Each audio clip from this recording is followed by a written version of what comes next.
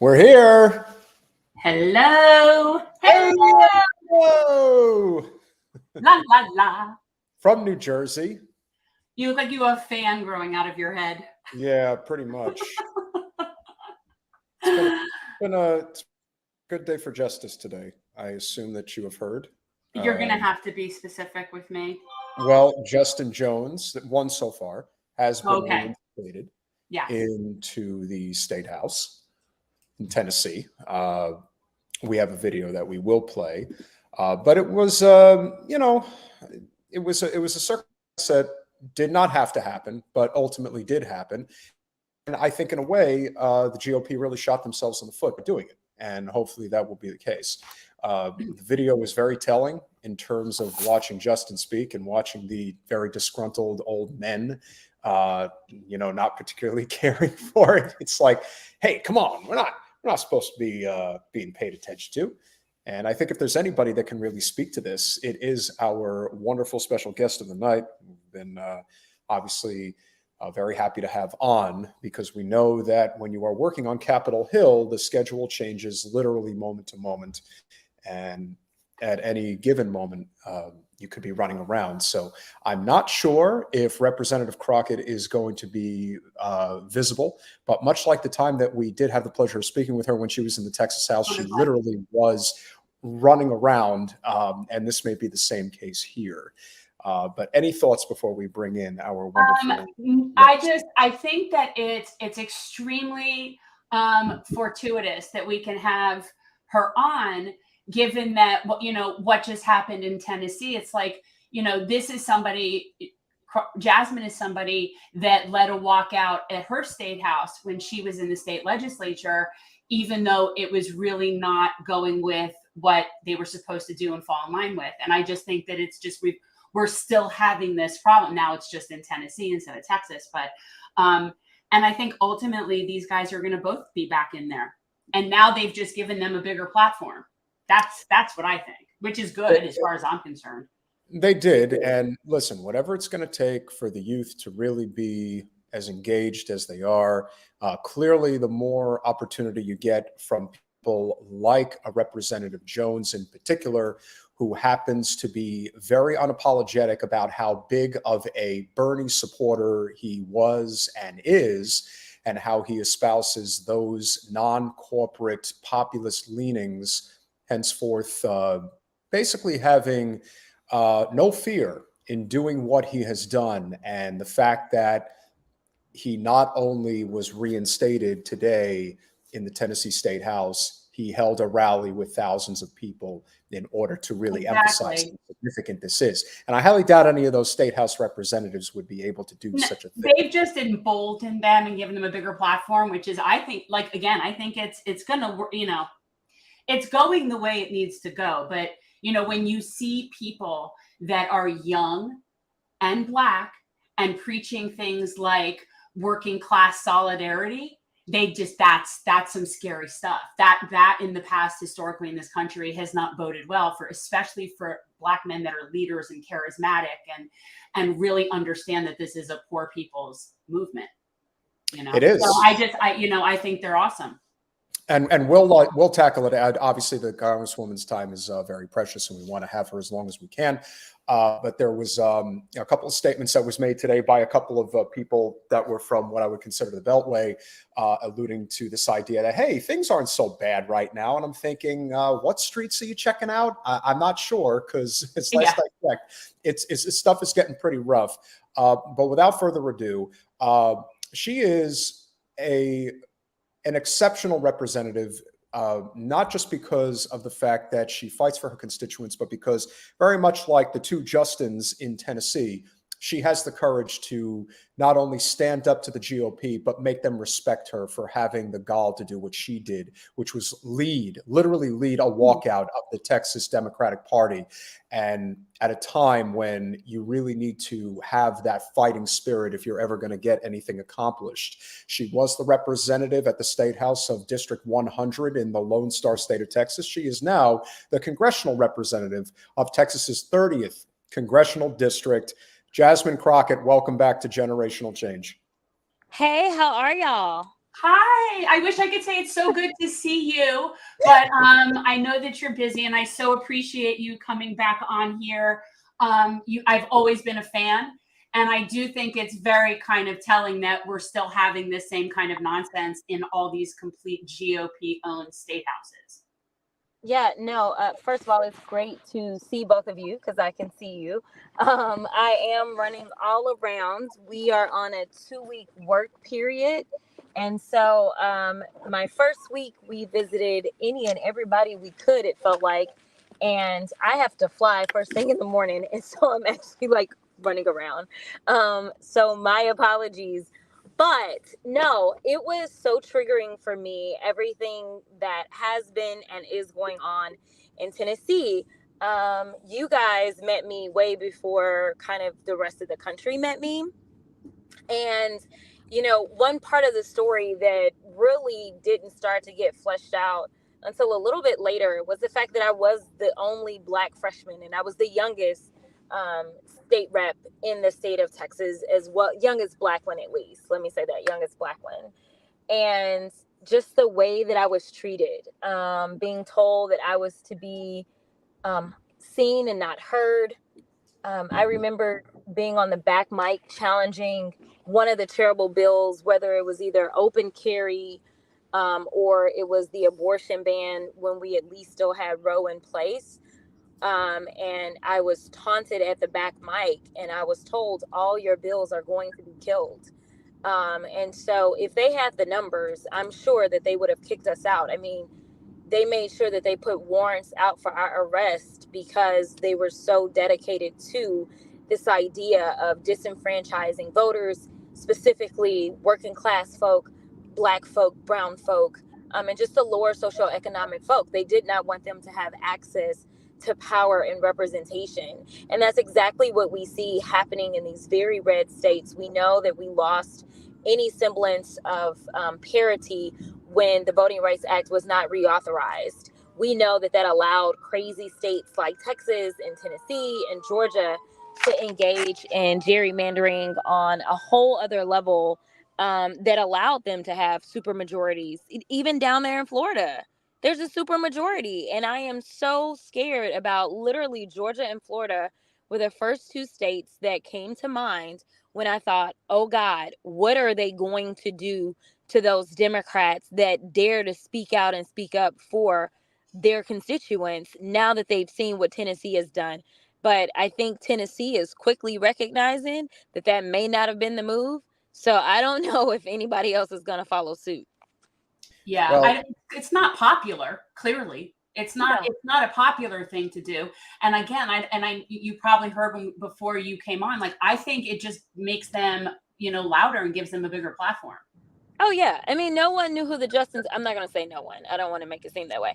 But for sure, I mean, I'm sure I'm sure their Twitter following and everything else. Yeah. I mean, I remember hearing a news report of some random guy that started raising money for them and had already amassed almost $500,000 for their elections. It's just insane. But, people don't like this. And for the party that claims to care about freedom, everything about everything that they're doing seems to be the antithesis of freedom. Children aren't allowed to live in a country where they can be free of being sprayed potentially by a bullet. Women and persons with uterus cannot be free to make decisions over their bodies. And now they're making it clear that they want to usurp any and all power that is given by the people to their elected representatives if they just don't like their representation. Congresswoman, can you talk about the importance of, not just yourself, but obviously we are very friendly with Congressman, fellow freshman Representative Maxwell Frost, who is also basically adhering to the same principles of you got to fight fire with fire. You cannot just sit back and allow the old guard to basically run roughshod over, the millennial generation, the Gen Z generation, you gotta not just fight, but you also have to be able to rally a lot of people. We saw what Justin Jones was able to do today at the Tennessee State House. He didn't go by himself. He went there with a cadre of people, thousands it would appear. The more that people see the boots on the ground, the more I think the recognition of the inevitable generational change, if you will, is going to happen. Can you talk about that?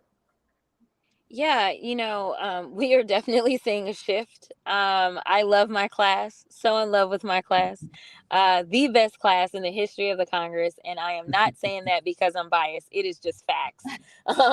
And we absolutely brought down the average age of Congress just by swearing in once we finally got sworn in after 15 votes. And listen, my class is full of folk. I mean, we are qualified. We're a really, really qualified group of folk, but we are definitely younger. And most of us sought our qualifications simply out of frustration, right? You have a Maxwell Frost who is a Gen Zer. And it was interesting when we went through orientation, we had a portion of it that we did at Harvard, and there was a presenter that talked to us about just the mental stress that Gen Zers have endured that is unlike anything from any other generation. And I never thought about it in the way that this presenter presented it, because clearly we have all lived through it as well, right? Everything Gen Zers are going through, we've gone through too, because we're older. The difference is that hasn't been like the entirety of our existence, right? The idea that I never had to do an active shooter drill when I was in school. Yet there's a generation of kids that have only grown up having to do those. And so this is a generation that is fed up. This is a generation that has decided that they're going to speak up and speak out. This generation is full of a lot more activists than even my generation. I think the level of frustration started to spill over with us, right? I think that so many of us have been engaged in the Black Lives Matter movement.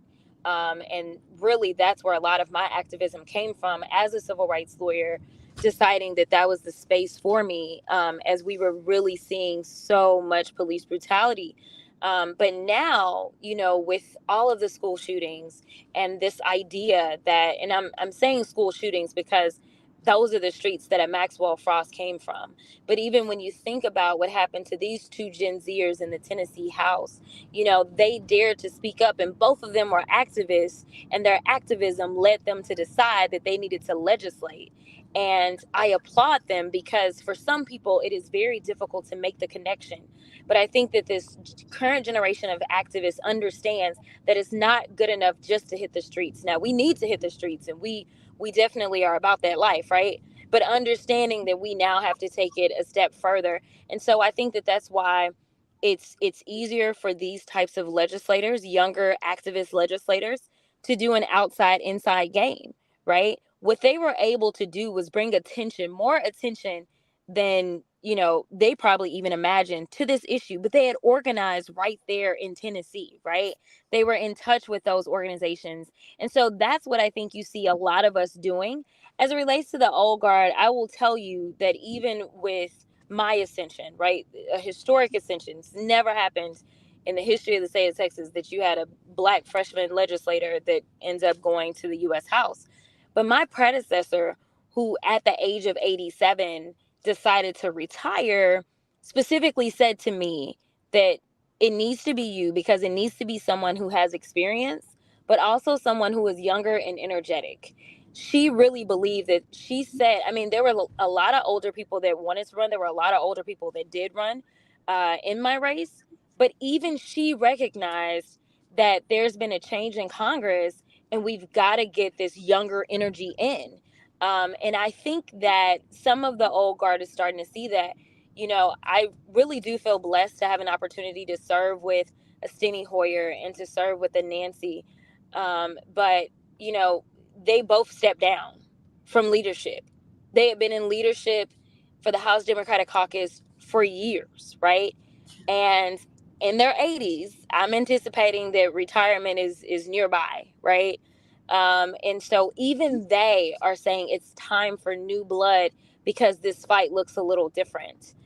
So I don't really feel like we've had to fight against the tide very much in the U.S. House, nothing like what I experienced in the Texas House, which was a constant fight to get them to do anything. And right now, all I'm getting is complaints about the fact that I'm not there and the fights that are being waged and how there's a lot less organizing that's going on in the Texas House. And so people, including my pastor was complaining on Easter. He was texting me and saying, we don't have the level of access that we had when you were there. Like, he's happy that I'm in Congress, but he's like, we need somebody there that is going to stay in touch and make sure that we are attentive and we can get down there and raise hell, when necessary. Yeah, this is something I've talked about a lot. Like, you always hear this revolving door of politics, and usually it's referring to Capitol Hill and corporate lobbyists and that whole nonsense, But I have this idea that the best revolving door is between the grassroots organizers and legislators. And when we talk about these gentlemen in Tennessee, that's exactly what we're seeing. And they are almost like these Gen Zers that are just not having it anymore. They're just not having it. No. But what's amazing is it seems to be that this is like you refer to your class as your class, but like this new young people getting involved seem to be the first class of organizers that we're seeing in like mass getting involved in electoral politics. And I love that revolving door. Like, I think that's the way it's supposed to be. That's the way we can merge the inside and the outside together. Absolutely. I mean, I think about even some of like our first weeks in Congress, even before we swore into Congress. Maxwell, he had a press conference and, he had March for Our Lives there, right? But this is an organization that he had legitimately like worked for and worked on the behalf of. And so those relationships are invaluable when you are making that transition, right? And your experience, it gives you the voice and the conscience of the people, right? You can get so disconnected in DC. It is very difficult for me. Every time I come home, I get a little teary-eyed because I just don't feel as connected to my district because we are in DC so much. And when we're there, it is a constant. Like, I have no control over my schedule. I'm usually out the door by no later than 8:30 a.m. I'm lucky if I get in the door by 9 p.m.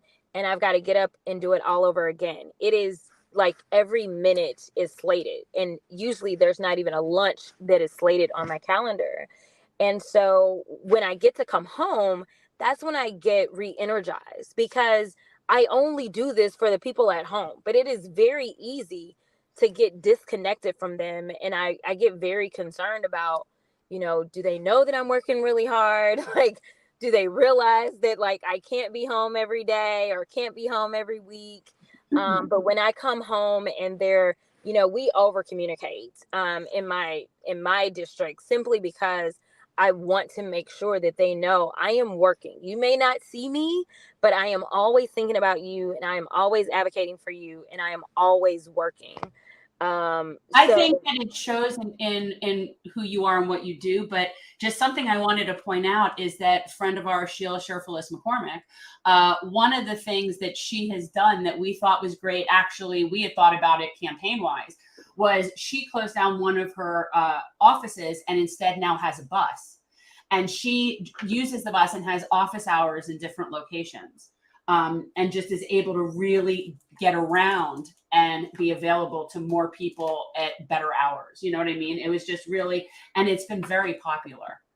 No, I am very aware that she decided to do that, and we didn't know what we were going to do because rent is really expensive. Exactly. It is super expensive. Yeah. And so thinking about, how to use the MRA, which is our budget, I was like, what do I want to do? But we did decide to do an office. What we decided to do, and luckily I have the most compact district in the state of Texas. We decided that we were doing mobile office hours in every single city that is located in our district, which I have about 12 cities. And so luckily I have really great working relationships with all of my city electeds and things like that.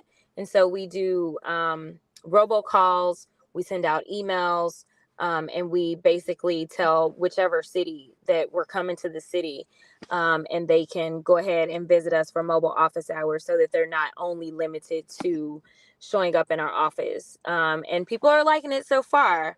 But I also wanted to see if there was a portion of my district that really probably deserved its own separate kind of satellite office in addition to my main office. And luckily I don't feel that way. So that makes me happy. But they're really liking that we're coming out into the community to meet with them. No, I know you're busting ass. I know you're busting ass. But for you, especially comparatively, how do you find that compared to what your daily grind used to be like? Oh, it's completely different. It's completely different. Just because my district is so much larger. Right. So we have some of the largest districts for state houses, right? So my district on the state house level was 177,000 people, which, you know, just like Tennessee, they've got like 40 or 80,000 people or so or whatever. We have really, really large state house districts, but now I'm up at 766,000 people. And my race was really fast. I mean, this was a primary race. You know, I basically started beginning of December, and by February we were voting. So there were just a lot of portions of the district I hadn't physically gotten to. So right now we're really trying to build on those relationships and make sure that like the people actually know me, you know, because it was like, well, we got to vote for somebody and at least we know her name, right? But like I need them to like know me, know what we do. And feel comfortable with communicating with us. So, you know, it's different because I've got so many more constituents, but I also have a lot less time. So when I'm in the state house, you come home every weekend. I mean, the state house is only 30 minutes on a flight, right? So you're catching a flight. You're usually really there just kind of Monday through Thursday. You come home over the weekends, you see folk, you're at church, you go back, and then we only do it once every 2 years for about 5 months, but this is all year long. And there's no rhyme or reason to the calendar. So it's definitely a lot for sure. And I'm unable to be as accessible when I'm in DC. When I was in Austin, I was pretty accessible. Like I would maybe have committee, you know, 2 times a week or something, and we'd maybe be on the floor voting and things like that. But people could vote your desk, so you could leave and go do meetings and somebody could vote, you know, your desk for you and that kind of stuff. On the House floor, that doesn't happen. You got to be there for your votes, and you got to put your card in the machine.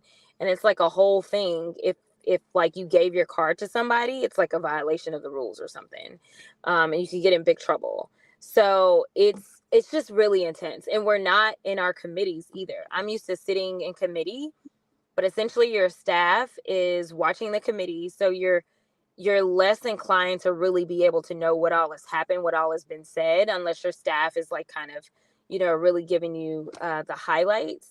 And then you just go into committee for like your 5 minutes because you're in meetings like the entire time. It's really kind of crazy. Yeah. We're speaking with Jasmine Crockett, congressional representative of Texas 30th District. What can you say has been the experience so far? I mean, obviously, it's a life-changing opportunity to become a federal legislator in the House. 435 people in the whole country can do it. Obviously, representing the Dallas area, and of course, 750,000 people. It's a lot, and it's a lot of pressure. What would you say has been so far, you know, what you would consider the most rewarding part of the job, and frankly, what's been the most difficult part of the job? The most difficult part of the job has been something that was really hard for me to accept in the Texas House, which is that there are legitimately people that lack the courage to do what is right. Right? Like I just don't feel like certain things are partisan or should be partisan, but they are. Like, and it's stupid. I mean, we were fighting about masks, right? Like, so the idea that I can't have like an intelligent conversation to come up with legislation that makes sense for the people that we were elected to serve. And, you know, arguably, like when you basically were pointing out that this is like an elite group of people. It feels like they are less than elite, right? Like, it's like, seriously, guys, like, let's just do basic shit, right? So that is something that I probably learned in the Texas House, and it's only been reinforced in the U.S. House. And then, so that's the difficult part, because I'm in this to serve and better lives. No other reason, right? But the most rewarding part is, my style is a bit different from my predecessor. I'm a lot more, I don't want to say I'm a lot more aggressive, but I'm definitely louder, right? I'm louder than my predecessor. And I'm willing to wage the fights that I feel like are necessary, like publicly. And, it's hard to know whether or not your district would appreciate something like that when my congresswoman is the only one to ever serve this district, right? It was created, and then she was the only one. I'm only the second person to ever sit in this seat. And so for there to be such a shift, it's kind of risky, right? And it's like, oh, are you guys okay with this? Like, does this work for you? And to come home and know that people have been paying attention, like when they can tell me, exactly what I wore on, Jonathan Capehart's show, or, whatever, because they're like so tuned in, and they are so thankful, or getting the text messages as soon as I finish, various hits, or, unfortunately, one of my really big supporters passed away suddenly this past week, and I was at a vigil, and there were people walking up and saying, thank you for sending your monthly newsletters. Like, I feel so informed, like, just really being able to make sure that my district knows what's going on and how their rights are being affected. I think that that's the most rewarding thing that anybody can ask for, especially sitting in a minority with a McCarthy speaker. Yeah, I think that's good. We actually had a good question here from Carpe Diem, wants to know, what action can Texas reps take against Abbott? See, they're still picking your brain from there, but what action can they take against Abbott pardoning that killer of the BLM activist? Oh, I don't think anything's gonna. So I personally think that they may have to change some laws. And I think they're kind of out of time to try to get something done unless he calls a special session, which of course he's never above it. But I think that this is just him talking noise. Because I was like, wait a minute, pardon? Like, I never even spent very much time kind of studying pardons as a lawyer, because I was like, they'll never get pardoned going to him, the people that I would be submitting for, right? So I'm like, but like, seriously, like, normally you have to serve your sentence. So we have two different things that you can do. You can have a sentence commuted, which means that is being, like, the number is being changed in some way. We usually hear about commutations when somebody is facing the death sentence. Right. And so then that's when it's like, oh, we got to go to the governor. We got to commute this sentence, and it's like trying to get it commuted from somebody being executed to maybe life without possibility of parole or something like that. So first of all, for everything that I even recently looked at, because I was like, am I stupid? All the ways usually require that you've actually completed your sentence. He's not even been sentenced yet. So for sure, nothing can happen before anybody's sentenced, because all this happened thus far as he's been convicted. You have to be fully sentenced before the governor could execute anything.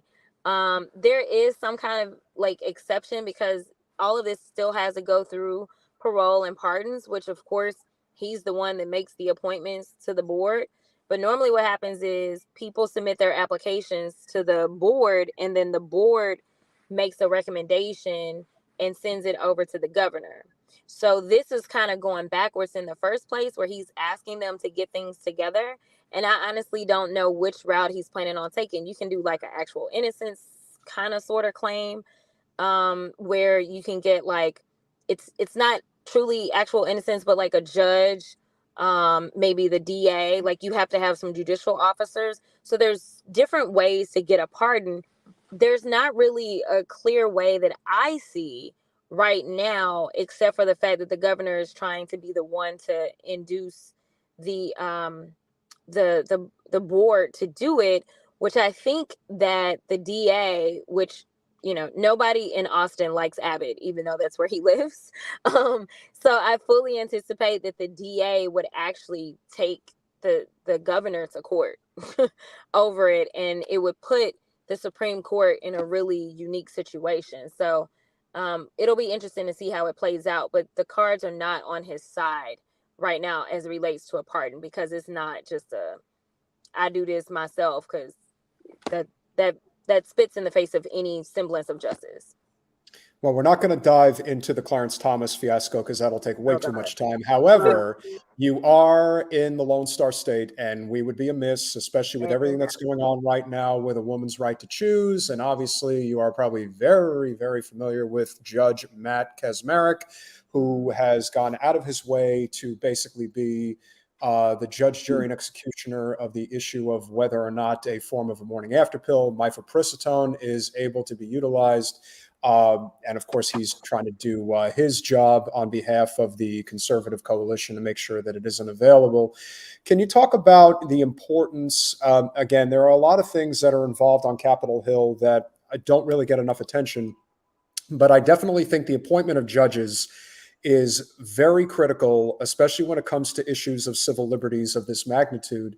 We don't hear enough libertarians. We do have some, there are ones that are out there that are principled, but when it comes to this particular issue, like a woman's right to choose, for whatever reason, the libertarians, I'm looking at you, Thomas Massie, you tend to be very, very quiet about this, and that's not principled in any way. So what can you share regarding Judge Kacsmaryk, and obviously the importance of understanding, when you do nominate judges, that this is the type of thing that can happen when you are not paying attention, because very often these judges end up getting rubber stamped into office?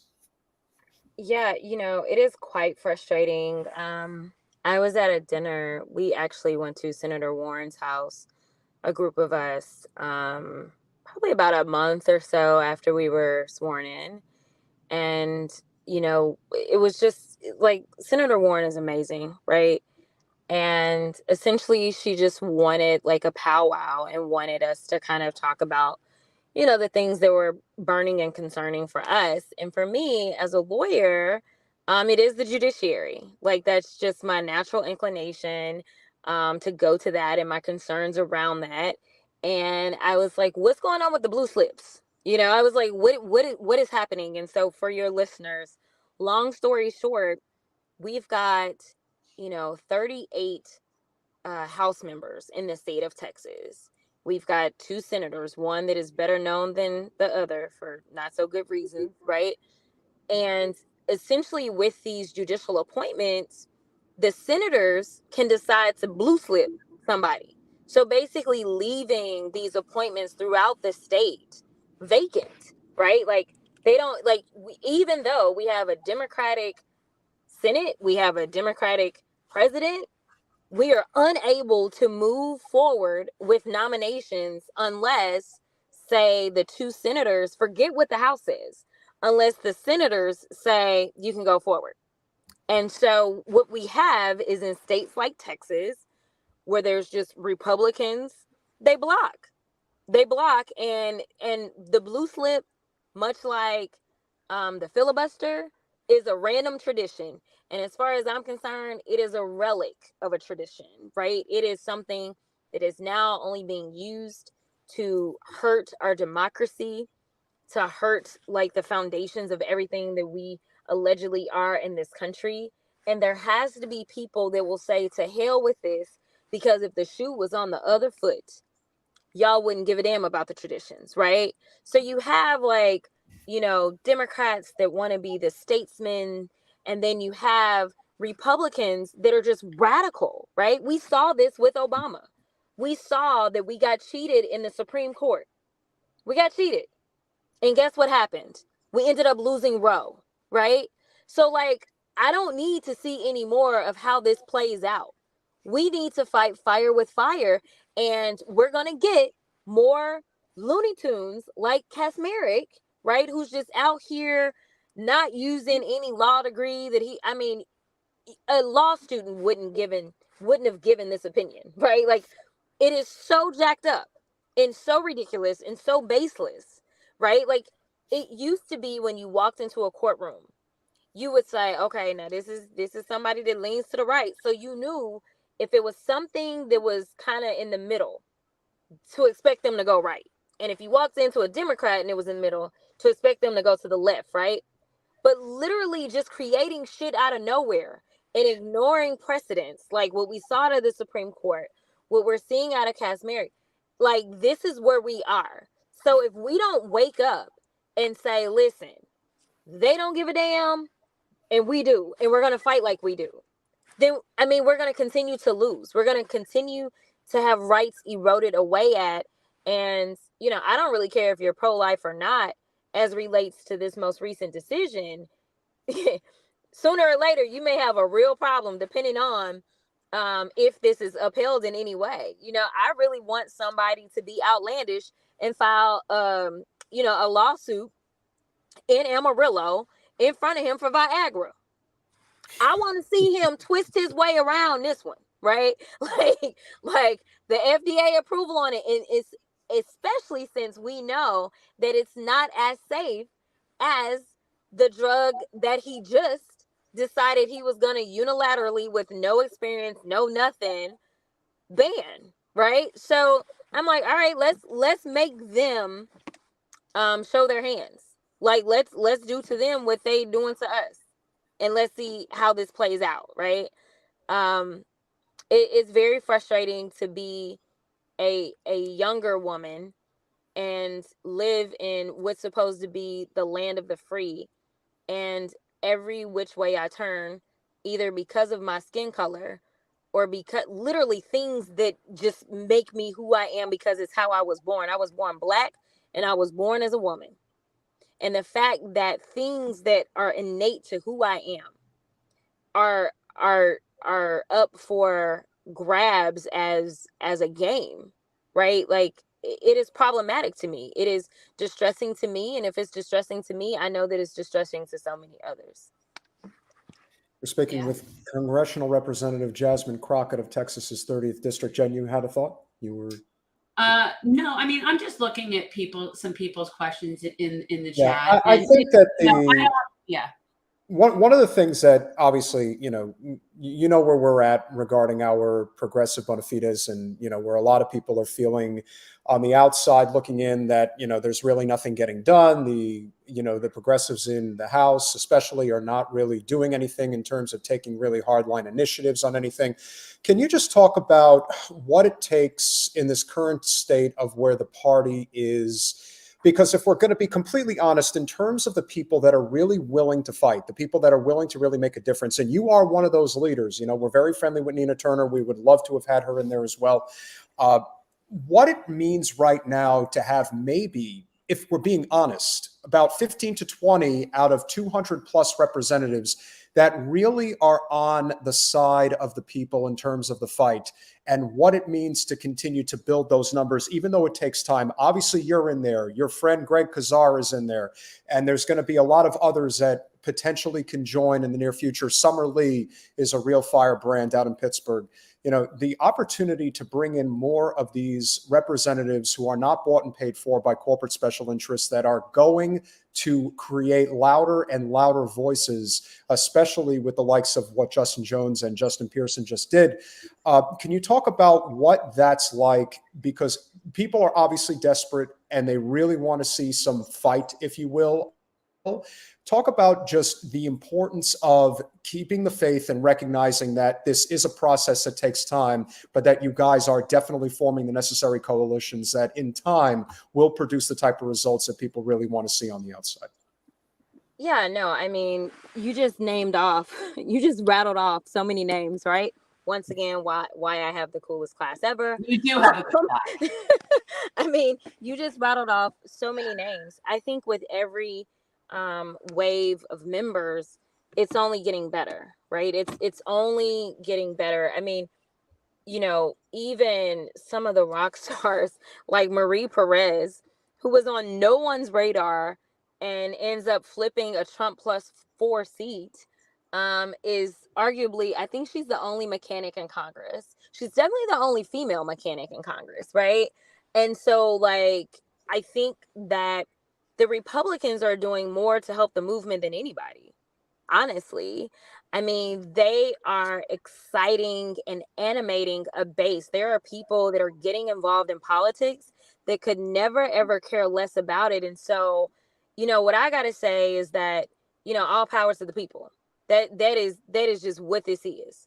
And so long as we don't sit down, because that's one of the faults that we had, right?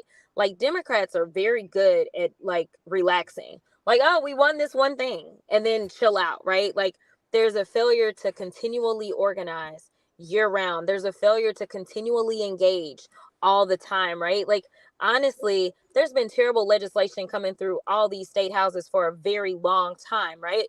But who was out there explaining this? Who was out there making sure that people knew? I mean, like, who knew? I didn't know, because I hadn't been paying attention to Tennessee like that they're trying to bring back lynching right now.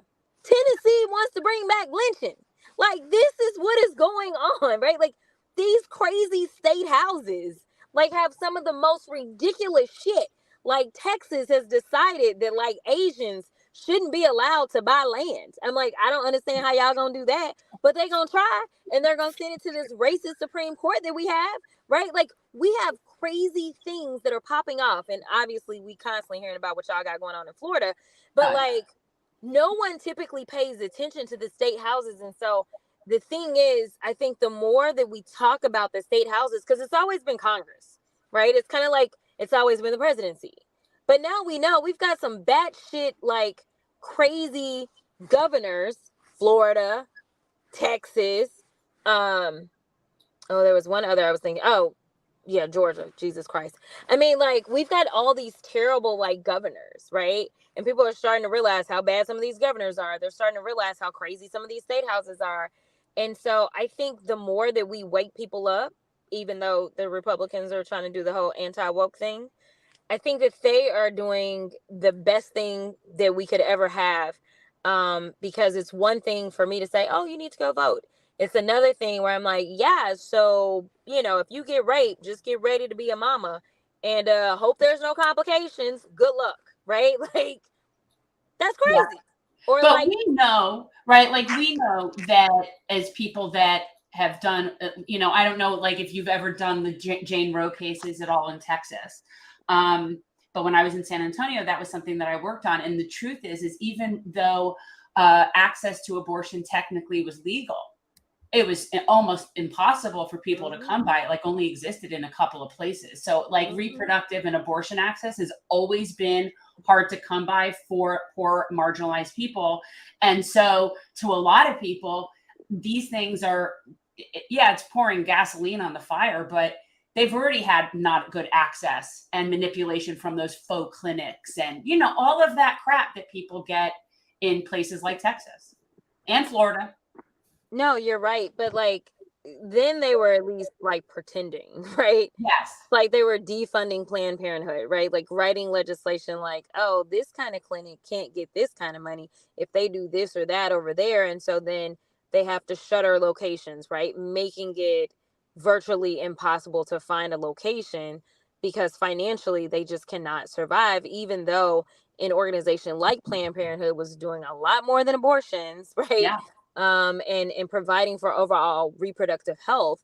And so, that's how they did it before. That was them doing things quietly. Now they're just doing it out loud.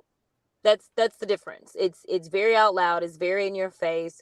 And as I said earlier today, they're just lying, right? Like, we keep trying to say, well, if you're really pro-life, then you'll care about all these kids being they're not pro-life. No, they're for birth. They're for birth. Yeah. Like, you don't care about life because we can't get you to fund shit for kids. We can't get you to protect kids. Like, you're not. So, like, I don't even know why we repeat such things as, well, if you're pro-life, they're not. So stop saying it because they're not, right? Like, they're not. Like, let's start calling them out for what they are. Thank you. They're these crazy control freaks that decide that they want to tell, people what to do with their bodies. And they want two sets of rules, a set of rules for them and their cronies. So the Trumps of the world, the George Santos of the world, and all of these criminals, right? They want to have a certain set of rules. You didn't hear them talking about being so religious and all this other kind of stuff when Herschel Walker was running. And he had all these, you weren't hearing them talk about how hard they should have been on crime for domestic violence or anything, right? Like, they have two different sets of rules. Like, the black, brown, and poor, y'all need to be locked up, throw away the key, even if you were selling dope to try to take care of your family, right? But, you know, we can do whatever we want to, and nothing should happen to us. Like, stop pretending that they're tough on crime. Stop pretending that they are actually pro-life. They are none of these things. No, they're tough on crimes of poverty. Yes. That's the, you know, and crimes of poverty, and especially in, you know, female prisons, it's like 90-something% of the people there for crimes of poverty, you know, so, but yet crimes of complete screwing entire groups of people, like white collar crimes, that's not a problem. That's not a difficult thing. It's the guy who's, you know, just struggling to live and just be able to feed his own family. That's the guy who we need to incarcerate to also further use for slave labor. Yeah. Absolutely.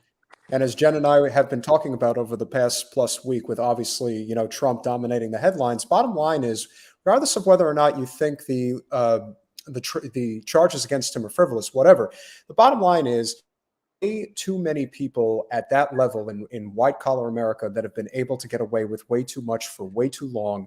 Let it open the floodgates. Everyone who's guilty. There are plenty of people that you work with on a daily basis who have a lot to hide that they really do not want the public to know about. So as far as I'm concerned, stop walking on working people and start walking on the people that are walking on working people, if that makes sense. Yeah. And so the work that you're doing is beyond exceptional.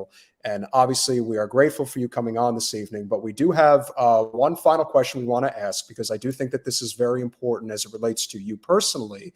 You know, you go into the halls of Congress, and, you know, obviously it can be starry-eyed at times, and, you know, you want to be able to be as effective as, like you said, you know, that's probably why there's a lot of synergy between you and Jen, because you understand that this role that you have is a very sacred role of public service. It is the highest level that you can get to. Obviously, you have the U.S. Senate and you have the presidency of the United States, but you are in that hall where the biggest decisions in the world, quite frankly, are made on a daily basis.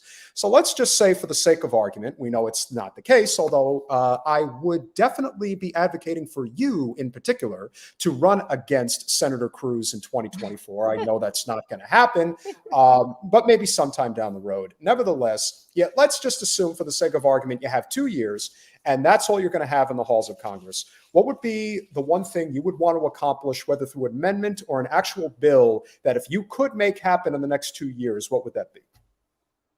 It'd be voting rights for me. Absolutely. The fights that we're waging right now are because we literally lack all semblance of protections. And so I can't begin to make sure that Tennessee is actually passing legislation that is reflective of Tennesseans, or Texas do the same, or even the U.S. House, unless we have, and even the U.S. Senate, unless we have voting rights. You know, that was the beginning of the erosion of really so many things in this country. And so if there was one thing, because it is so foundational, it would be voting rights for me. Yeah. I mean, that makes sense. And for us, it's similarly from the outside perspective. For us, it's the corporate corruption. You know, like for us, getting the corporate corruption out and going back to an actual functioning democratic republic. Because the reality is, we live in a world where a minority is controlling a majority. Absolutely. I know this because the majority of people support a woman's right to choose. The majority of people support universal health care. The majority of people support ending the wars. The majority of people support a lot of things that is not reflected in policy. So we have a government that's been hijacked by corporate special interests. So, like, to us, the foundation of getting the money out is huge. Yeah. And anytime we can get somebody elected that actually answers to people and not corporate donors, it's a win. And for me, regardless of where they are on the political spectrum. And that's something that the tribalism, that it doesn't impress me much. You know, we need to get non-corporatists in there and let them represent their communities accordingly. Yeah, I agree. Yeah. And that is, and that was part of the voting legislation. Yeah. That was. Are you campaign finance reform? right? Oh God, don't get me started on that one. But and that in many ways, there's people on the right who have been convinced that, well, we're just taking the vote away from certain communities because they're only going to vote Democrat. No, the real reason they're taking their vote away is because if they have the opportunity to vote without all of the bureaucratic red tape, look, anyone who was paying attention to the 2020 primary in Texas in particular, on the Democratic side, saw what a nightmare it was for the if people who were going to vote progressive in the primary, how difficult it was to vote in places like Houston, in places like Austin. The reality is they make it very difficult, if not outright impossible, for people to vote, because they know that if they are voting, chances are they're voting for working class interests, and that is not what the people in charge want. Bottom line. Absolutely. How can people find you if they want to follow your work? How can they find her? She's a congressperson. Come on. Congressional. She's got Listen, I know you don't have. Look, I know you don't have Alex's Twitter following of 13 million people, but I'm sure they should have it. But I'm sure they would love to follow you and obviously follow your work. So if there's anything you want to shout out, anything you're working on that you want to mention right now that people should know about, the floor is yours. So my official accounts are all at Rep Jasmine, and then my campaign accounts are Jasmine for Us on all social media platforms, except I don't have an official Twitter. I only have a TikTok. I only have a campaign TikTok, but everything else we've got on all the platforms. Right now, I'm working a lot on food insecurity and just trying to make sure that SNAP benefits are protected, as this is a farm bill year. So I sit on the ag committee, and I have 20% of my district that lives at or below poverty. So there's a lot of food insecurity here, and I think it's just absolutely ridiculous that we can't feed people in this country. And I also think it's ridiculous that Republicans are trying to take away SNAP benefits at a time that we're experiencing record inflation. That obviously hits everybody, but we all know that the lower socioeconomic group of folk get hit harder. And so the idea that we want to make life even more difficult for them is unacceptable for me. So that's really what I'm pushing for right now in this moment, as we're trying to finalize negotiations in our fight over the farm bill. And then I'll be able to start getting to file like my bills and getting on my agenda. But we had to get our appropriations request in by the end of March. So basically we got in and then we went straight to appropriations, and we had to learn how it all worked out. And I did not want my cities to be left out. I did not want to miss out on an opportunity for community project investments for those nonprofits that are doing the work on the ground in my district. So we spent a lot of time really working on that. And we'll get to some of my voting rights legislation, some of my repro legislation, and all that other kind of stuff that I plan to work on, some criminal justice reform stuff. Definitely trying to get deferred adjudication on the federal level, which is not an option at this point in time. So definitely going back to my criminal justice roots with lots of marijuana legislation, things like that. So we'll get started on my agenda probably we'll be back in a week. So probably in the next 2 to 3 weeks, we'll start kind of turning out some of my bills. Very cool. Food insecurity is definitely a problem. We have school lunch debt. Like, that's a thing. School lunch debt is a thing here. Wow. Oh, yeah. Yeah, but it's Florida. So if you think things are bad in Texas, trust me, we'll beat you every time, no matter what. And if things maintain the way that they are, we're going to beat you in population too, which is kind of insane. I don't know where people are going to go, but it is what it is. You are a shining example of what it means to be a public servant. Not everything that you espouse is something everyone's going to agree with, but you are representing your constituents to the best of your ability, which is not an easy thing to do. There is constant pressure left and right all day, every day. You handle it with grace and dignity, which I must say, I have to leave you with this. Your congressional photo is absolutely fantastic. But she looks like that. She does look like that. That's the thing. Yeah. We said the same thing about Sheila when she was running. Yeah, Sheila, she really looks like that. You look like a congresswoman. Like, you look like And that's you look lovely. You look lovely as always. Thank you so much for coming on. It was so nice to talk to you. We will be in DC.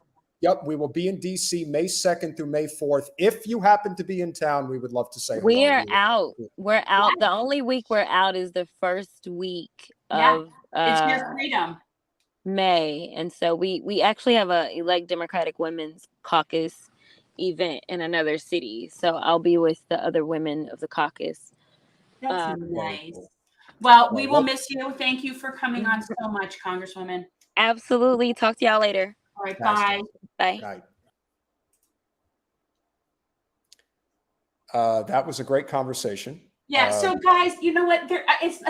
I love when people want me to like ask her about Julian Assange. Can I explain to you, if Jasmine Crockett was in an authority position or in any position at all to do anything about Julian Assange, or there was a vote coming up that we really needed to put pressure on or anything like that, I'd consider it. But there's really no point in doing that. And as far as haranguing her about a past vote, yeah, I could see, doing that if I were a constituent and if I maybe were a journalist. But guys, we're not. That's not what we're doing here. We're trying to build bridges, build coalitions, find projects that we agree on, and try to get things done. My goal is not to agitate people for things that they've done that I don't agree with. My goal is to work with people on what we do agree with. That is exactly the point. That's just the point. Exactly. Yeah, that is the point of it's not a question of whether representatives can be pushed. Let me tell you, this is a lady who probably is fairly moderate in most ways. She had positive things to say about Nancy Pelosi, positive things to say about Steny Hoyer. We don't agree. There is no point in diving into that. It doesn't serve in any capacity. Exactly. So the goal here is to focus on Elizabeth Warren for that, because people were going. Oh, absolutely. And you know what? And you know what? I am sure, I have no doubt that Elizabeth Warren is a lovely lady. And I'm sure that people like being around her. We do not agree with what she did. She's not like Debbie. You know what I mean? That's totally different thing. No, exactly. Look, if you were in Congress and Representative and Senator Warren invited you to her home in Massachusetts, you'd go. I mean, you have to go. Like that. You know what, guys? You really, this is why so many people are unqualified to participate in this capacity, because they make it so personal and they're incapable of getting past their personal opinions about everything and judgments about people to get things done. So what I would say to guys, people, especially in the chat, when you don't understand how that works, is it's best that you just don't give up your day job for this, because all right, neoliberal tears brings up a fair point. We didn't get a chance to bring up Assange. But that is a fair point. Rashida Tlaib is obviously doing a great job of making this a front and center issue. And the good news is that a lot of GOP representatives like Thomas Massie are on board with this. So being able to make it a bipartisan effort is a big part of the equation without question. And you know what? Here's what it really comes down to, neoliberal tears, is as sort of what people would consider to be a pretty left progressive podcast show that we are, and the reputation that we have in terms of that. I challenge Debbie Wasserman Schultz. We do not often get sitting Congress people, Democrats, who are in there to actually come on our show and talk to us. And it is a bridge and a connection that is important to maintain. And so poking at somebody about something that's controversial, and when they agree to come on, and again, I'm not a journalist, right? I'm an organizer, activist person that's trying to get things accomplished. I don't need to grill her. So that's not my mission. But I do agree Assange needs the support he can get. And if I were texting her privately, I would absolutely say that. But I'm not going to confront her on the first time she's coming on since being a sitting Congresswoman and alienate her from doing other things with us. So that's politics. Yes, and politics is a dirty business. And unfortunately, as I've often said to Jen, as I say to a lot of people, even somebody like Jasmine, you do not have to be dirty to be in politics, but you have to work with dirty people. You don't have a choice. It's just the way it is. And so you can, like the people that are out there that say, oh, just vote for the Green Party. Again, you're not getting anywhere by doing that. If you don't change it's like when people say, oh, well, if we just vote out all the Republicans, that's not going to happen. From where we are, here's the other thing. From where we are, guys, as far as being left of the majority of like the Democratic Party, When we bring on people that are affiliated in the Democratic Party, there is a range of them. Some of them tend to be more progressive than others, some, and not everybody is in that vein. But I definitely get a sense from Jasmine, the way she talks, the way she speaks truth to power. This is the way she sits there and talks about her class and yeah, she acknowledged Pelosi and Steny Hoyer, but she also was very quick to acknowledge how it's changing and more people are coming in and those people are stepping down. And I can tell she's got a fire in her, and there's people like that are in there. And in the now, let me tell you something. If she had the years under her, the experience under her, and the chops under her, that's the type of candidate that could challenge Ted Cruz and actually potentially knock him off. Now, that, of course, is not going to happen right now. But if she's got 8 years of congressional experience under her belt, knowing the type of leader she is and what she could accomplish and where this country might be come 2030 and where Texas might be come 2030, what that might ultimately look like, yeah, she's the type of person that would stand a fighting chance, no, with all due respect, Beto, of actually being able to pull it off. She's extremely competent. And intelligent. She's got it all. Well, she really is. She's the whole package. And she's willing from the beginning with her. And she's willing to be hated, which is not something that a lot of people are willing to do. No. And that includes a number of the progressive candidates that ran for office on Jen's slate that are not willing to take that kind of heat. Jasmine is willing to take it. Now, yeah, and she also doesn't need the job or the money. That's the other thing. She has a career. Exactly. She is a very successful attorney. This was fast. She got into the State House in 2020 and got into Congress in 2022. And so, she has a lot of options ahead of her. She has an experience with that, but she's an extremely competent person. And to those, I don't know who asked the question regarding, what did she get for her vote? About Hakeem Jeffries? About Hakeem Jeffries. It's like, look, I don't support Hakeem Jeffries. No. I don't know if she does. But I know this. There was nobody who stepped up to challenge him. There should have been. And would you think it would really be a freshman? Because that's something I think we need to talk about, because there is a certain experience factor. When you're new somewhere, and just fresh new, that's not the time for you to be like getting involved in that kind of fight when it's not a possibly winnable fight. Like, why would you make your point? Why would you die on that hill, screw up future relations for something that was to be the one person out? When it's just not it. Why would she do that as a freshman? That's what I'm saying. Danny, unfortunately, I can't give you Clinton tonight because I'm not in the studio. It would be kind of weird without the mask on. Do you want me to put it on my head and you can? No, that would be too weird. That'd be too weird. I'll be back in the studio on Wednesday. I will be back tomorrow night. So I will definitely. I'll be happy to do it then. I was somewhat tempted to give Jasmine Trump, but I decided against it, and I know Jen probably wouldn't have liked it if I did. So you got to just sort of know your audience and know where it is and where it is not. Yeah, guys, we're doing everything we can to do, work our strategy and do what we can, but we need the alliances in places like Congress, as few as we can get, but as many as we can get, right? We don't have them, but we need them. So, that's just. And again, it is unfortunate. As Neoliberal Tears wants to point out the whole relational harm thing. Yes, we totally understand. But ultimately, you have to figure out what is it going to take to rally enough people. I don't like the idea that we have to make it such a hot button issue like the gun debate in order to get thousands of people in the street. We need thousands of people in the street for universal health care, for workers' rights, living wage. We're going to be in DC, Neoliberal Tears for Assange, for the rally for Assange on May 3rd. So I do find it very important. There's a difference. And as Britt Mara, who is new to the show, we are very happy to have you here, Britt. Yes. You have to play smart. Playing smart is a huge part of the equation. Doesn't mean selling out. Those are not the same thing. Correct. Yeah, and you have to be willing to take those chances. Like I said, somebody like Thomas Massie, I respect because he did tell Trump to lost. And it could have cost him dearly politically. And meanwhile, everyone is coming after Thomas Massie today because he happens to be partially representing the city of Louisville, which of course had a shooting today. And everyone wants to get on him because he's a big proponent of the NRA, even though he is not a corporate whore. He is a huge proponent of the Second Amendment. And part of the reason that he is, in part, is that he represents the most rural district in the entire country, by far.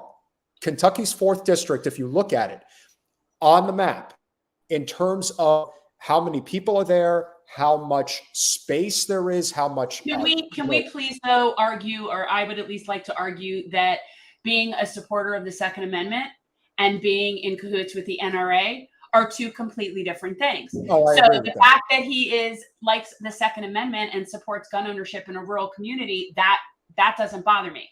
The fact that somebody is promoting the gun lobby, gun manufacturers, which is really all the NRA is now. The NRA is no longer sportsmen hunting people like that. The NRA is the lobbying arm of the gun manufacturers. So, and as you've pointed out many times, the NRA is no longer the NRA of the days of Charlton Heston. That is not what that organization is anymore. And the reason it isn't is because we have outsourced such a large portion of our manufacturing industry to countries that pay slave wages, even though it could be argued that that's what we do here in the States. Well, we have child labor now. But what do we produce in this country? We produce weapons. It is a $3 billion net profit a year business. So to think that the NRA is not going to spend tens, if not hundreds of dollars to protect their investment, of course they are. That's what's going to happen.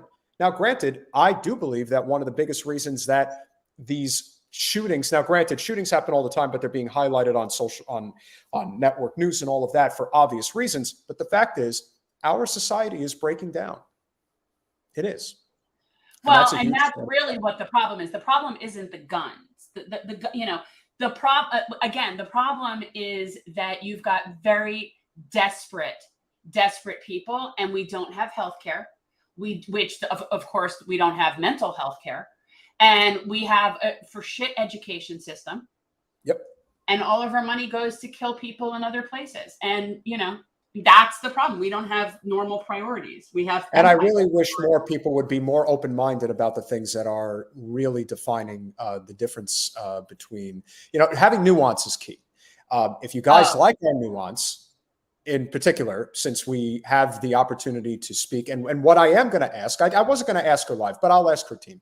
What I would recommend from Jasmine is if she would be kind enough to refer us to another congressional representative to say they would be a really good fit to come on your podcast and have a conversation. Frankly, I don't care if they're a D or an R. They could come on and we'll have another conversation. And apparently a lot of people like the way we interview. And the truth is, I don't want to. We don't do gotchas. That's not the point of this. No, we have look, when we had Jasmine on our show the first time, we talked for about 2.5 hours. Tonight, we talked for just under an hour. I didn't want to keep her too long because she did allude to the fact that she has to get up very early in the morning. But the fact is, she would have stayed with us probably for another hour if we wanted to.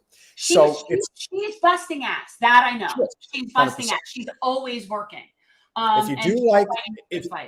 If you do appreciate our work, and clearly we are able to get congressional representatives on our show, among other people, Wednesday night is going to be great because we're going to be cross-pollinating with our good friends. Is it Laya? Is it Laya's how you say it? And Pat? Lila and Pat of the Punch Up Pod. And of course, Lila Charles Lee. And Pat Cody.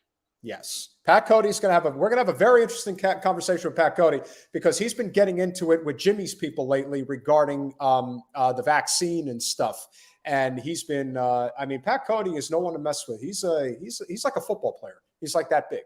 So he's got zero F's to give, and he's got a lot of opinions, to say the least. So that'll be an interesting conversation. But if you do appreciate our content, go to patreon.com/generational change for as little as $5 a month. you could become a wonderful member of our show. Jen, please show them the Lulu sticker. We know that that is the first item up for bid that you will get if you become a $5 a month patron. But if you are feeling a little extra considerate and you are willing to become a $10 a month patron, then you'll get behind the people that are going to really bring it most down. likely become the next president of the United States. You get the Lulu sticker and the Mansion Parliamentarian bumper sticker. Who has the Mansion Parliamentarian bumper sticker, you might ask? Our friend Jordan Chariton of Status Quo News has it below his United Corporations of America flag. And finally, and last but not least, if you are a super generous individual willing to go to $25 a month contributor to our small but mighty podcast, we will not only give you the Lulu sticker and the Mansion Parliamentarian bumper sticker, you will also get the Generational Change Tri-Blend Soft as Silk jersey. And we certainly would love to have any and all support. But if you are not willing to go that route, because not everybody is, not everybody wants to have their information on the grid for an extended period of time. So what can you do as a substitute? Well, you can go over to Cash App, $GenChange, and toss in any amount that you like. But every little bit counts. It makes a huge difference in our ability to grow our channel out, which we are trying to do every day. Metalopoly going after her about the Ukraine vote is just, it's like you're talking about a vote that was sort of just so universal. It was so universal. So it's like, why would I want to, like, what would be, yes, I understand we need to hold people accountable, but when it's that thing, you're talking at such a party power move that this is not her. Like, that's not the, like, these, they don't understand. There are certain do not pass votes. There are certain automatic votes. So what Ukraine is on the Democratic side, which is a sin, but this is how it works in DC, is that it is a automatic vote. What that means is that even if a handful of people decide that they're going to vote no, it's going to pass no matter what. And it's going to create the ire of the military-industrial complex that the party is so very much involved with, and will make it holy hell for the individuals who step up against it. Now, somebody like Jen, if she were on Capitol Hill and I was advising her, I would say you can definitely hold a floor vote on Ukraine and have people explain why it's necessary to continue the funding without finding an exit strategy, which is what the ultimate goal of war is. But remember, the goal on Capitol Hill is endless war, is to keep this thing going as long as humanly possible. And even if we were to end the war in Ukraine, trust me, the war in Syria or the war in Iran, which of course is the ultimate goal, is just around the corner, because ultimately it's all about making sure this never ends. That's the goal. And until you're willing to tackle that problem, there really isn't much of a difference here. It's all the same. And so before we do close for the evening, we do want to play this very important clip, because I think it personifies a lot of what has happened over the past few days. Reinstatement of Justin Jones by the Nashville City Council, which was unanimous. And now he is back at the State House, and he brought friends with him. So you will see that right now.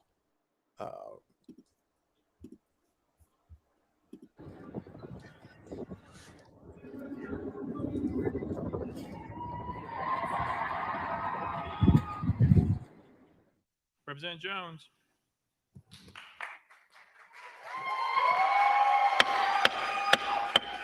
All right, audience, the members in the balcony, there's to be no disruptions from the balcony. That's the protocol here. I ask you to refrain, please. There's members on the floor asking you to refrain.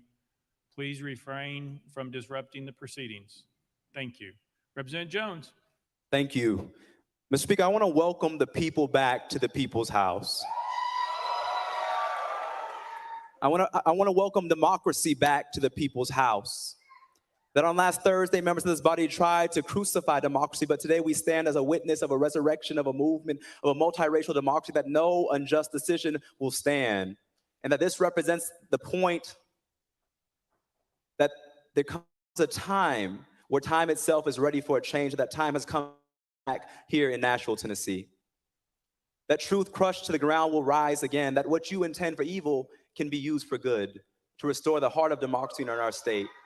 And so I come here to stand with my constituents, with the people of Tennessee, to say that no unjust attack on democracy will happen unchallenged. That the abuse of this body will not happen in the comfort of silence. And so I come here, most importantly, though, not as an individual, but I come here to say that the people of District 52, 78,000 people, have a voice in this chamber once again.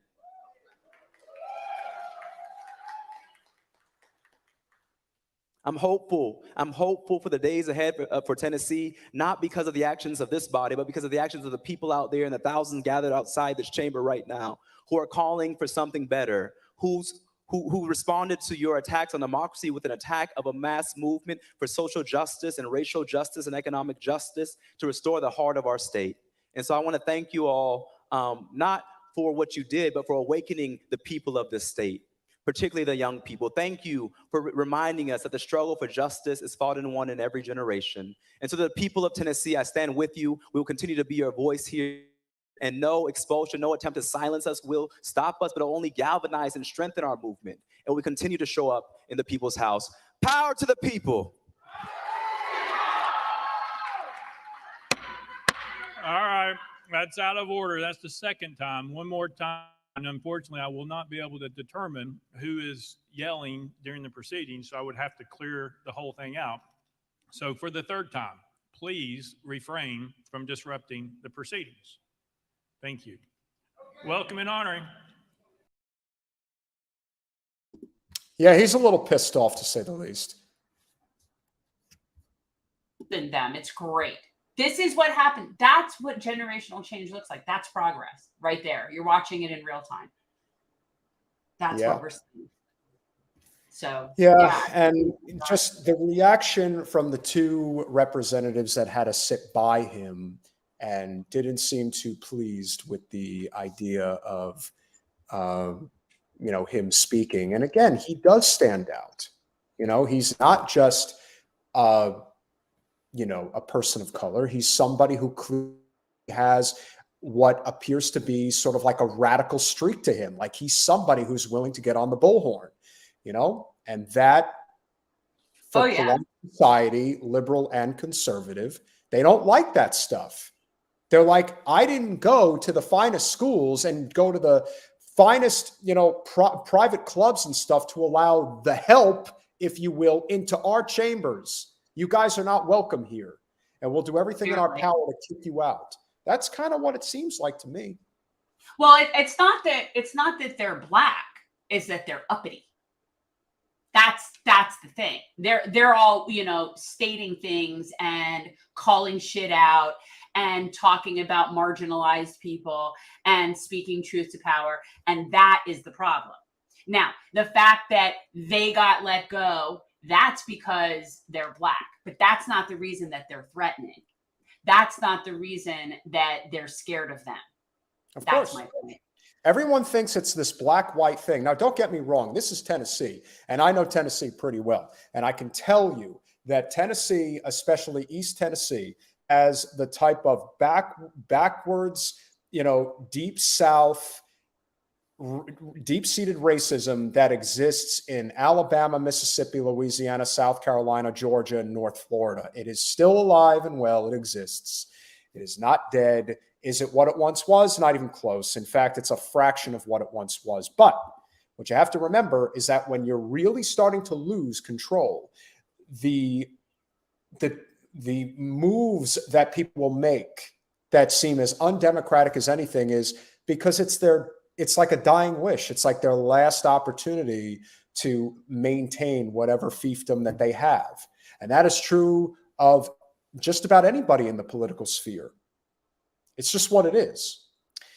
Last story we will cover, because we did mention it in the bio and we do have to talk about it because it is important. And that, of course, is when we're talking about justice here, we're talking about the highest level of justice, and that is the Supreme Court. And of course, for the past, been a few years now, we've been talking at great length about how the Supreme Court does not answer to the will of the people anymore, especially because the last two representatives in particular that have been put on the court, or justices, I should say, Kavanaugh and Coney Barrett, are straight from the Heritage Foundation. that's not doing justice. But Justice Thomas has been on the judiciary for 33 years. I think that's about how long he's been there. I remember it like it was yesterday. Yeah, considering it was so disappointing then, it's still disappointing now. Well, considering the controversy that was surrounding it when it happened in the first place. There were a lot of things that I was thinking about that. I've been reminiscing on that, and it's really interesting to me. That was the first time that I realized that the credentials and the kind of people that could get on the court were just, that was the first time I noticed they really let it go. That was when I'm like, okay, so somebody can just be kind of lechy and disgusting and just get elected to the highest court in the land. Okay. So that that was the first time for me that I realized that qualifications were of no import anymore. The one thing I will say to our good friend Metalopoli, who thinks that I'm insulting all Southern people by saying that there is a racist element that still exists in South Carolina where he happens to be. It does. It does. Like, stop pretending like it doesn't exist. Now, you want to say that it's 5 to 10% of the population? Fine. But guess what? We live in a country where 5 to 10% of the population that believes in that is getting, I don't know, 25 to 30% representation in the state house in places because of gerrymandering, because of the way that the system is set up. You can't ignore that the system is messed up. Exactly. So that's why when we were looking at the Kavanaugh hearings, for me, it was another Groundhog Day example. We're just taking in another misogynist, belligerent person and putting them in the highest court in the land. Okay, that's fine. Senate Democrats urge Supreme Court Justice to investigate Clarence Thomas luxury trips. Senate Judiciary Committee's Democratic majority called for an investigation into the senator's trips funded by a Republican mega donor. Not a surprise. The committee announced in the letter it would hold a hearing in the coming days on the need to restore confidence in the Supreme Court's ethical standards. Well, I don't know what ethical standards they're thinking of, but there really isn't much, and that goes both ways.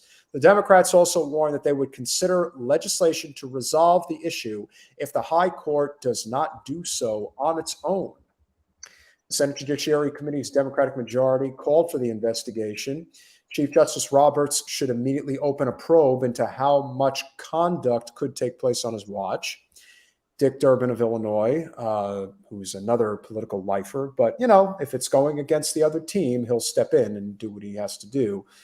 Metalopoly, 1,000%, we believe Tara Reid. We've covered her. We've had her on the show. Check it out. Yeah. The letter came 3 days after Thomas said he had been advised early in his tenure as a Supreme Court justice that this sort of personal hospitability was what I thought it was saying, but I read it too quick. Hospitality from close personal friends who did not have business before the court was not reportable. I mean, that is like, you're trying to play dumb here. The 74-year-old justice who is this is somebody who sits on the highest court in the land. And he's actually pleading ignorance when we know, and this is, by the way, day one of law school, ignorance of the law is no excuse. And that's what's so fascinating to me, that's what he's going with. The 74-year-old justice who served on the nation's highest court since 1991 was responding to ProPublica's report last Thursday that he had accepted expensive trips from wealthy GOP donor Harlan Crow for more than 2 decades. So this has been going on for quite some time, it would appear. And the investigation, which cites a range of documents and interviews, also quotes ethics experts who said Thomas appears to have violated a disclosure law by not reporting the trips. But some judicial ethics experts have said Thomas may not have been required to report the trips under the rules that had been in place before they were updated last month. Here's the bottom line. Whether it is the behavior of Mr. Thomas's wife, whether it is the decisions that he has made on the court, the fact that, Jen, you have pointed out many times, he is basically a justice who just sits there, who doesn't do anything. He just rubber stamps whatever the right wing. Well, I mean, he was basically just like mini Rehnquist for years and years. I mean, that was just the thing. He was just going to do what Rehnquist said. And that I never found him impressive. I always found him disgusting and misogynistic. And now, now he's got company on there too. So it's all disappointing to me. It's embarrassing. It's embarrassing. Why does this story matter? This story matters because is it likely, more than likely, that Justice Thomas has committed crimes of such egregious nature that he could very well be subject to impeachment and removal from the court? Yes, I'm sure that he has. And this is only what you're seeing on the surface. I'm sure what is behind the scenes is even much, much worse. And so as a result of that, the question now becomes, so if in fact, you don't know a thing about me, dude. Yeah. I actually am pretty constitutionalist myself, and he is not that at all. And you don't know what you're talking. Read his decisions. You're just Metalopoly is just defending his conservative line, and that's okay. I know. You do what you want. But you're wrong about him as a jurist. Yeah, no. The point is, if the Democratic side is so concerned about the future of this country and thinks that the Supreme Court is essentially the line that is drawn in the sand, where you would say that all these other things don't matter because with a 6-3 court, it only will get worse if we do not take drastic action. Well, you know what? Here's your opportunity to take drastic action. And the House has nothing to do with this. This is all Senate. This is a Democratic majority Senate. They absolutely have the numbers. If they want to bring this forward, they could. And by doing so, they could theoretically, it's 2 years out, they could theoretically impeach Thomas and replace him with a liberal judge that would make it a 5-4 court. And considering how Justice Roberts has a history of being a true independent swing voter on the court, that going from 6-3 to 5-4 is a generational change. It's that significant. I have zero confidence that this president is gonna be able to get somebody sitting there when Obama wouldn't even be able to get Merrick Garland on. And of course, the argument is they're going to be able to just appoint somebody, and that this Senate is going to just go with that. Yeah, see, I don't see it happening. Well, I agree with you that it's likely to happen. But the reason that this is an important talking point is that in the very near future, when Biden is trying to win re-election again, and people are saying, how in the hell is this happening all over again? And they say, yeah, we know Joe's not so good, but you got to vote for him because if he doesn't, Thomas is going to retire, and either Trump or DeSantis is going to put another conservative judge on the court for another 30 years. It's the same stupid game that's going to repeat itself over and over again. So fight for it right now. You have the opportunity. Why not fight for it? That's what you should do. And then I just think they'll get involved if they find that the theater will somehow benefit them politically. Otherwise, people aren't going to really get this involved. Would benefit them politically. This would absolutely benefit them. Well, you're assuming that they actually want to get somebody else on the court. You're assuming that they actually want to have a judicial nomination process that they have to go through and deal with and have approved and try to push through and all this. You're assuming they want that. Metalopoly, if you think for 1 second that the decision to take away a woman's right to choose was not 1,000% political, point blank, period. Even Justice Roberts in the and who wrote it? It was who wrote the dissent against for it? It was Alito. Even Roberts said, yeah, this is probably not the best issue. And of course, again, it ultimately does become political. The courts are political now. You're going to tell me and that's the thing. I mean, when people say they're not, they totally are. And yes, they are. Here's my question, Metalopoly. Have you ever read any of Supreme Court opinions? Have you read them? And have you read and noticed the political shift that has happened over the years? Have you noticed that it's always sort of been somewhat consistent, but since basically, the 80s, it's gotten kind of really out of control, which is completely in line with the religious right. So I am for the Electoral College, but I'm for it being amended. And the same with the filibuster. See, the thing is, you don't actually have to remove the filibuster. You can temporarily remove it for necessary legislation. That's the dirty little secret that nobody wants to talk about. But they won't do it because, again, the idea is to never get anything for working people done. That's the bottom line. Yeah, and anybody who knows me, I've said a million times, I actually don't really have an opinion on the Electoral College or the popular vote. It's one of those things that it needs to be changed. It needs help, whatever it is. But I could be like, I would need to see a lot of numbers and a lot of information before making that choice. Ultimately, I agree. Little, if nothing, is going to be done regarding Justice Thomas, even though there is grounds to do something. Well, and not only grounds, because you guys are also, people are looking at it from these lavish trips.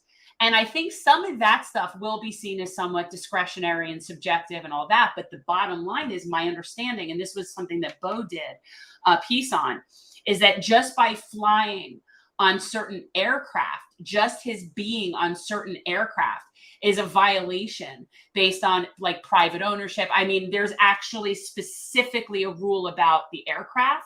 And so this is sort of like the opportunity where that's where you would be able to get him. But this is sort of like getting Trump on the emoluments clause. They're not going to do it that way. Which is exactly, I've been saying it for 3 years, however long it's been. It's like, if you want to nail Trump and really nail him, there it is. You've literally got his son-in-law doing exactly what Hunter Biden was doing for the president regarding Ukraine. It's the same thing. They all do this. Right, which is not saying we condone it. It's not saying we condone it. But the pointing fingers and the whataboutism isn't getting us anywhere. Unless you're willing to tackle the real crimes, the crimes that affect our everyday lives, not a guy who's out banging a porn star and paying her off. If you're not going to attack the real crimes, then there's no point of this, because it's not one person. It's the system that's broken. The biggest danger of Donald Trump is that he is exposing this system for what it is. It is a fraud. It is a joke. And anyone who thinks that if we just get rid of Trump, everything will be okay, that is not true. It is anything but the truth. It is a necessary evil for us to see it for what it really is. So with that said, even the ones we disagree with, we are very appreciative to have each and every one of you here. Double K, always love to see you. Travers, Danny, even Metalopoly. We love you, Metalopoly. Carpe Diem, always great. Angie, always great. Of course, a big shout out to our new follower in the chat, Britt Mara. We hope to see you more regularly. For everyone who came on here tonight to hear the Congresswoman, and of course, we'll have at least 2 very good clips that we will put up of the Congresswoman that you guys will be able to hear. I think it was an excellent conversation. Oh, Thursday, Gen Z Report will be on Thursday night, guys. 9:00, Gen Z Report. You guys check out. And Will Walter, who came on from Our Revolution, Wisconsin, he wrote us a message on the YouTube comment section. I think he would definitely love to come back again. So we definitely bring your friends, Britt. Bring some friends with you.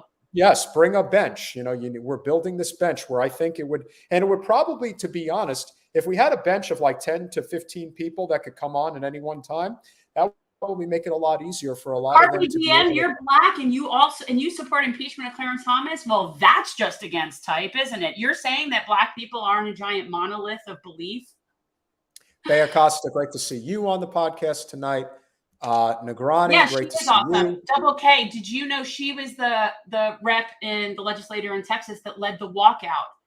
And they all left the state, and they were out of state for like a month, and they had to sustain this. And by the way, just so people know, state legislators don't make money like Congress people make money. Right? They do. So, I think they get paid fairly decent in Texas, if I remember correctly. It's not, yeah, but they only work every other year, and it's a weird thing there. Trust me. I'll tell you a state where the state legislators don't get paid well at all, and that's Florida. At all, they get paid. They get paid so poorly in Florida that they're basically daring you to become corrupt. And that's what happened with my state representative when I first moved to Florida. Well, because otherwise people can't afford to do that as a job, right? Correct. Like regular people that are working people, in order to do that job, you basically have to give up your job. So, I know a lot of people that are money people, professional people, attorneys, people that have resources that they don't have to be here to actually do their job. They can do both. But for people who are regular working people to take that job, it's hard because there is not good money there. So that is why when you see the actions that were happening today with Justin Jones, you just have to understand that the economic incentive to be a Boy Scout or a Girl Scout is not, it's very hard to do that because financially it doesn't make any sense. Now, the reason why, ironically, in many ways it can be easier on the GOP side than the Democratic side is because very often the people in the GOP who end up in these positions typically are career people. They have some form of a trade, that there's something that they do that allows them to make a considerable amount of money, particularly in the private sector. On the Democratic side, it's not as common. You get a lot of people that are in different walks of life that could be activists, they could be teachers. They don't have as much of a fallback in terms of their income.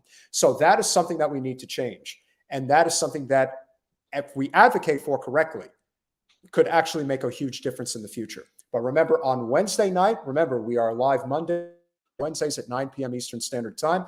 Wednesday night, we will be having a crossover podcast with our friends at Punch Up Pod, Lila Charles Lee and Pat Cody. They are huge Bernie-crats, and we love having them on for a lot of interesting conversation. This conversation will be very interesting because Pat Cody has been getting into it with Jimmy's people for the past couple of weeks now, and that'll definitely create some interesting conversations in the chat, to say the least. We're going to get so many haters is the translation of that. Yeah, we'll have some fun with it. You're hating on us. Well, with that said, smash the like button. Smash the like button. Make sure you're subscribed. Click the bell so that you get reminders of when our show goes live, as well as our live clips, or should I say clips that do go live. Very, very important. But we appreciate you guys. Hope you enjoyed it, and we'll see you Wednesday.